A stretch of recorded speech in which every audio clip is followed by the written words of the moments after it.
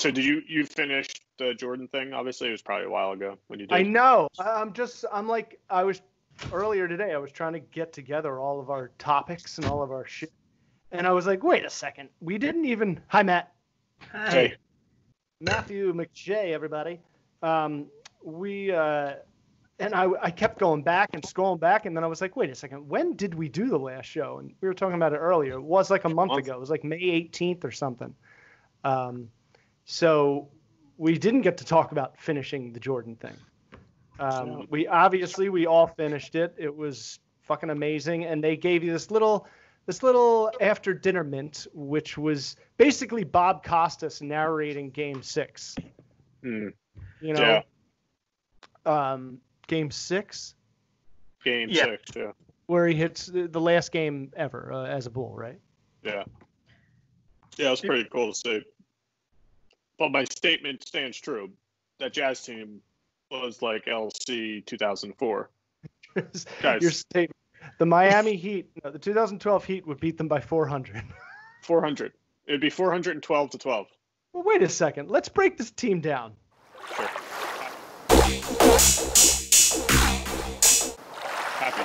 Stockton and Malone. All right, they were like underwater slow motion. Separate them for a second. So John Stockton as a player, okay? Right.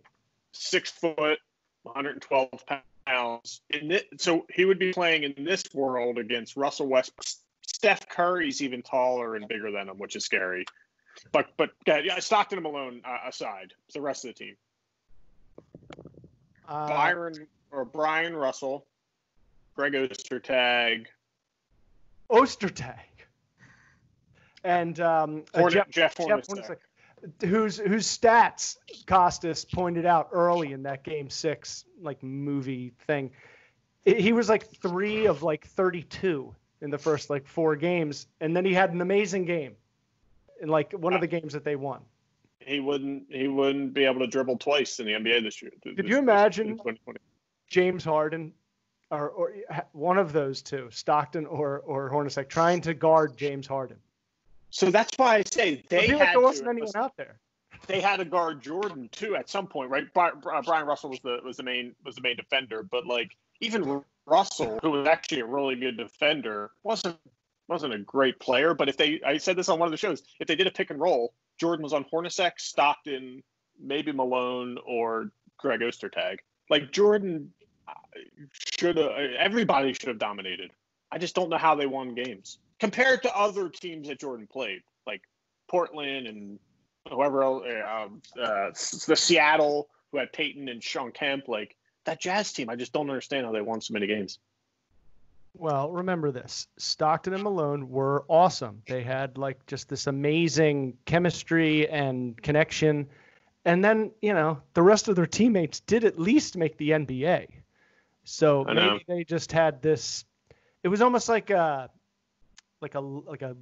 B team Spurs, where yes, they're so boring and so fundamental, but they don't really miss when they shoot the ball. Yeah, that's a good comparison. They like score boringly.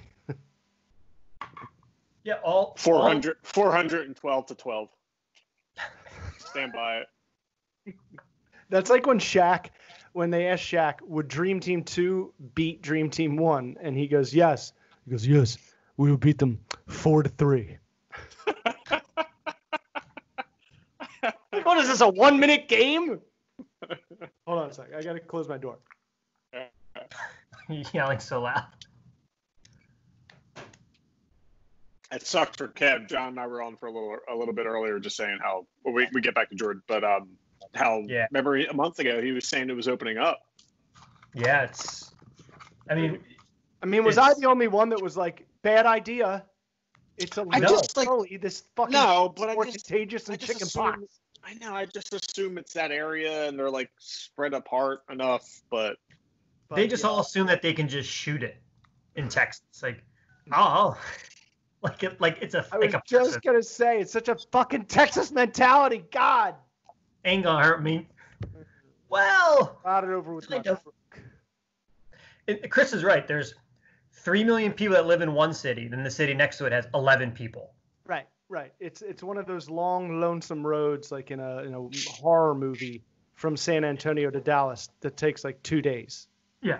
They live in Dillon, Texas, or they live in downtown Dallas. That's the only two options in Texas in my mind. Dillon. But then there's Houston and Austin and San Antonio and Corpus. Yeah, Austin. You know, they have all these. Yes, it is all spread out, but it fucking doesn't matter. No. And the protests obviously didn't help. No. No. If you had to do, they helped the overall big picture, but not Corona. If you had to think of one thing that would make this thing spread more and not like start to fade away, it was hundreds of thousands of people close together. Screaming with masks down. Yeah. I almost had an interaction with a guy at Lowe's who was wearing his mask on top of his head. And I was like, I can't get into this argument, but we were in the same area. And luckily the guy who worked there said something, but you could tell this guy was like a Texas mentality. No offense, Kev, when you hear this. What about, what is it about wearing a mask that people are weird about? I still don't get it. To me, it's just the greatest thing ever because it puts a barrier that I already want and that most of society is supposed to recognize, but they don't. But this thing, it kind of hides you. And is it like I'm weak? Yeah, that's exactly what it is. And it's not for you. Like, you're not saving yourself. It's for the other. You're saving everybody else. Yeah. If you have it, right? You're not protecting yourself. It's the virus equivalent to holding the fucking door for somebody. What's the equivalent of holding the door when someone's too far away and they got to do that awkward jog to catch up when you're holding the door? You just and then you got to like push it. Yeah. If someone's ever doing that for me, I'd give them the wave. Like, no. Yeah. No, I forgot something in my car, and I turn around and pretend like I forgot something. Yeah, I started looking at my phone. Yeah, so if you're wondering why Kev is not with us, it's because Texas reopened way early, and someone has Corona at his thing. What did he say? Like, I have to fill out forms? Like, he better fucking get tested. I know. It sounds like he has to, like, decontaminate the whole place. Oh. I read on Facebook you can get Corona through Skype, so he better get tested. It's science. Yep. Makes sense to me. This is like, I know we missed, what did we say, a month? But since we can't go out, like, this is like one of the, not the only, but one of the few things I looked forward to, like, every couple of weeks. You know, it's been awesome to be able to do this. Just wanted to make sure I brought that out. Yeah, I agree. I looked forward to it. And when Kev wasn't that vocal today, I was like, uh-oh. And then I saw the big text from him, like when someone hasn't said anything for a while, then you get a big text. Something coming. I have a lot of explaining to do. Corona is loose. But so I was like, fuck it. We're still getting on because I'm here all alone. That's right. So glorious. What are you going to do? You just sleep till noon? Heather gave me the option. She goes, on Monday, she goes, I'm going to take Hannah to go see my mom this weekend. You obviously don't have to come if you don't want to. I was like, okay. And that's all I said. I just dropped it. I was like, yep. Okay. I don't want to. And you gave me the option, so I'm not going now. And like it was almost like I held my breath all week. Like, I hope this topic doesn't come up. I don't get like a case of the guilties and like force myself to go. Oh, I would just go crazy up there. So where are they? Dude, they live in like between pardon me. Jacksonville? No. They're not as high up as Jacksonville. They're like between Tampa and Orlando. They're basically right in the middle of the state where it's like not too boony, but it is surrounded by a lot of highway. This is like going on vacation after, being cooped up for so long. Not that like any free time is like vacation now. Dude, I almost don't know what to do with myself. I'm like, should I watch this movie? There's all these movies that I've been thinking about I really want to watch. Or should I like work on the podcast and shit like that? Should I clean the house and surprise her when she gets home? No. I'll never land on anything. No. You'll do a little bit of everything.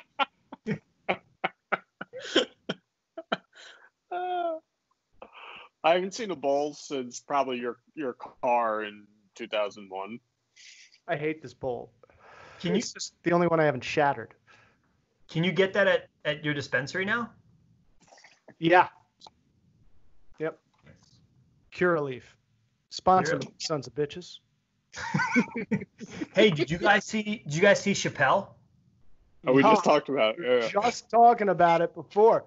Dude, don't you think he's going to become like someone who does more than just comedy? Like he's like intellectual on a level that not many people, him and his hetero life mate, Neil Brennan. At the beginning of it, I was like, is this going to be awkward? Because he had that notebook and he kept flipping the thing around. And I could watch him, just his mannerisms when he does stand up. Oh my gosh. Because he had this cigarette in his mouth for 20 minutes. And he takes it out and he starts to light and he goes, "Am I boring you guys?" I know. I got some pussy jokes. Yeah, I got some pussy jokes. It was good. Yeah, I don't know. I love when he hits the mic. I know, me too. Yeah, I love that. I know. Such a move of his. Yeah, he somehow figured the mix of funny stand-up, but talking about things that are really serious without going too far either way. Right. The last set of stand-ups he did were the second one where he was sitting on the stool the whole time. I forget what they were called. It was kind of the same thing. Like it was more serious than stand-up. It was a equanimity and the bird revelation. And McShay, I swear, 10 minutes ago, I said the exact same thing. I was like, the first one in that 2-part special was like a regular stand-up comedy. But then the second one, he just was like sitting there talking. And at times it was funny, but for the most part, he was getting real. He was getting pretty serious. And that's what the majority of this one was. I laughed like 3 or 4 times in a half hour. Dave Chappelle was this a special, or was this like it was like a half-hour clip leading into whatever special because of what's happening? I don't know. Netflix is a joke. He saw these people doing this. They were doing stand-up in like what's his name? Michael Che did one in the back of a pickup truck somewhere in New York. Someone did it at a drive-thru. He made a joke about the drive-thru one.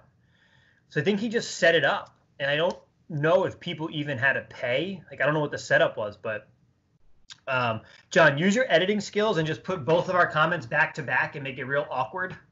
And we both just said the same thing. That'll be a teaser. We talked about that. We talked about Chappelle and Kev and Texas reopening literally back to back right before you came on. Well, that's what I get for showing up late. I like how you said you got to get the serial killers to bed. Well, Joe, what was the Jalen and Jacoby? Oh yeah. You said